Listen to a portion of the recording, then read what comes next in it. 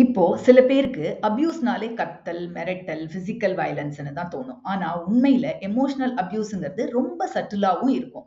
சில சின்ன சின்ன வார்த்தைகள், ஆக்ஷன்ஸ், ஜெஸ்டர்ஸ்லயே அத நம்ம கிட்ட காட்டிடுவாங்க. எமோஷனல் அபியூஸ் அப்டின்னா அது கத்துறது மட்டும் இல்ல. அது ஒரு சைலன்ட் கில்லர். அது நம்ம மைண்ட் செட்ட, கான்ஃபிடன்ஸ ஸ்லோலி எரோட் பண்ணிடும். ஒருத்தர் சொல்லுவாங்க, "நீ என்ன எதுவுமே சரியா செய்ய மாட்டியா?" அப்படின்னு சொல்லுவாங்க. ஒவ்வொரு சின்ன விஷயத்துக்கும் கிரிட்டிசிசம் பண்ணிட்டே இருப்பாங்க. இது நம்ம செல்ஃப் எஸ்டீம அஃபெக்ட் பண்ணும். இப்படி நடந்தா என்ன ஆகும் தெரியுமா? நம்மளே நம்மள டவுட் பண்ண ஆரம்பிப்போம். ஓ! நான் எதுவுமே சரியா பண்றது இல்லையோ? இதுதான் நம்மளுடைய கான்ஃபிடன்ஸ கொஞ்சம் கொஞ்சமா அழிக்க போற ஒரு சிக்னல். இத போல இருந்தா அத நம்ம இக்னோர் பண்ணக்கூடாது. இத நாம ரெகக்னைஸ் பண்ணிக்கணும். It's slow, silent but powerful abuse. உங்க எக்ஸ்பீரியன்ஸ்ல இந்த மாதிரி நடந்திருக்கா?